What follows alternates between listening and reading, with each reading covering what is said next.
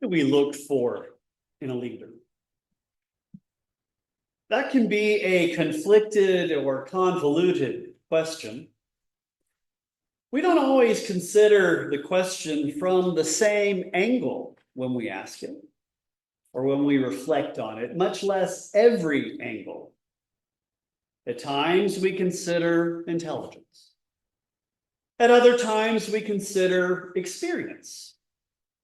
At other times we consider physical attributes. At other times we reflect on skill sets. Then we may look to concerns of character, values, vision, purpose, or who a person surrounds themselves with. We may want one kind of leader on the ball field, another at the helm of a ship, another for an expedition, and an altogether different leader for community organizing. Our goals and objectives determine a lot of this. What do we seek in one to lead the whole of our lives? Perhaps we need better clarity regarding our life objectives. What we want to achieve in life, playing a big role in defining what those objectives are. Much plays into that, ranging the gamut of our fears, struggles, hopes, dreams, doubts, even the stories informing the notions of our life's purpose and what it means for us to have been successful. Some may focus entirely on survival. Others focus on competing definitions of success. Others look to questions of a legacy to leave behind. Others are more concerned with sucking the most juice out of every moment of their life's experiences. If we're not clear on what it is we're seeking, does it even matter who leads us? The Monroe City Council approved a purchase order this week for an armored vehicle for use by its police department. Jesus entered Jerusalem on an untamed donkey's colt. Contrast of images could hardly be greater. One portrays military might, coercive power, dominance through fear, force, and intimidation. It presents faceless, impersonal, raw power. The only fear associated with riding an untamed colt is personal injury from its erratic and unruly behavior. Jesus' donkey entrance portrays peace with no threat of harsh action, force, or any sort of dominance.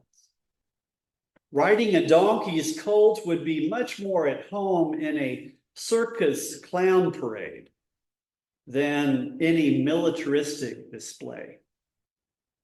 Your king comes riding a donkey's colt inspires nothing akin to fear. It advances nothing like human concepts of power. If our expectations are violent power, this is simply an object of ridicule. Many would find it strange at best that Jesus would make an entrance like this into Jerusalem under Roman control. People acclaiming him as king should have been a huge problem from the standpoint of Roman occupation, shouldn't it? Later that same week, a different crowd would cry out before Pilate, "We have no king but Caesar." The chants and cries at this entrance, however, were nothing of that kind.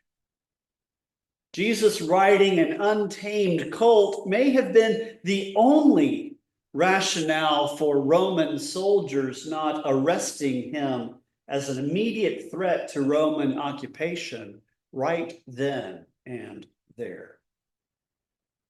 Threat of treason, insurrection. Today's short passage is filled with contrasts, with conflicting imagery. We have a donkey's untamed colt where a king's trained war horse should be expected.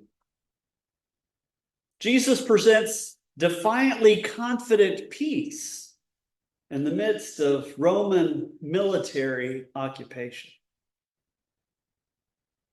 This peaceful imagery conflicts with claiming Jesus as David, Israel's most esteemed military hero and general who was too bloody to build a temple for Yahweh. The people of Jerusalem seek to know who and the why of this disturbance, while this crowd arriving with Jesus has been hanging on to the words of many witnesses to the marvels of Jesus that Jesus has performed. Some of the opposition determines there is nothing more they can possibly do. Jesus is being acclaimed by far too many people. Others are actively forging ahead with plans to silence Jesus in death. Jesus had come to Jerusalem for Passover.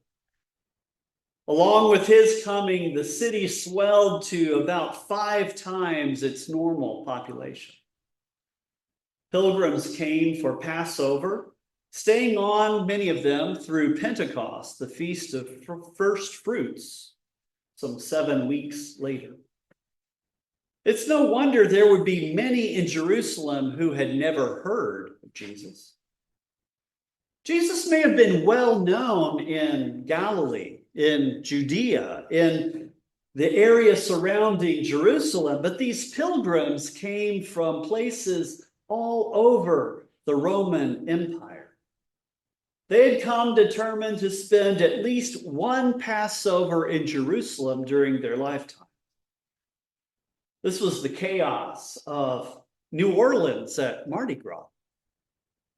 Millions descending on the National Mall in D.C., or perhaps the Islamic Hajj in Mecca. A single prophet from Nazareth was just one more person among the chaos of crowds, even if his message and the import of what he said held outsized importance. He was no one on the political scene. For though crowds followed him, and some even now are acclaiming him as king in the line of David, he did not carry himself in any manner that showed itself a threat to political power. There were other rebellious actors on the scene, like Judas Barabbas. They were actively inciting skirmishes and rebellion. Jesus was nothing the likes of that. He passed under the radar because he was not that kind of threat to Rome that so many were actively seeking, that some were actively stirring up. Rome's hands were full with Jerusalem during Passover. Households all over town played host to outsiders coming for the festival. People camped in any place they could find in and around Jerusalem, while keeping away from the hooves of Roman war horses or soldiers' feet. The Sanhedrin had good reason to take special action to locate Jesus amid all these descending on the city. There was no cable news, satellite TV, or video blogger tracking his every move. While some were watching this particular disorganized procession, life continued in chaotic activity at all other points around town. The disciples were not blasting trumpets or sounding shofar to herald and call attention to Jesus' arrival in town. There were other onlookers around those making much of Jesus' entry, but the crowds paying attention to Jesus and his entrance were hardly the mass of the population. Jerusalem was home to close to 80,000 people over an area 3/4 of a square mile. It's a lot of people packed together. During Passover, it might grow to some 400,000 people. While the temple could be seen from the Mount of Olives, the path between the two would have been obscured by olive trees, by the city wall, by the houses lining the streets.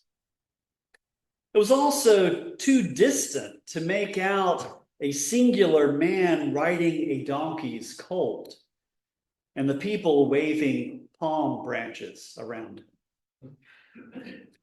Those around Jesus were already focused on him and expecting great things from him. Too much else was happening, however, and the city was too large for this procession to dominate everything. We tend to read Jesus' story as though the events were visible to everyone.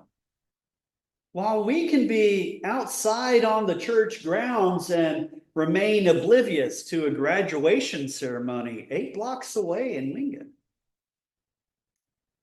a festival at the community park, a parade by the firehouse 2 blocks away, can't see it from here.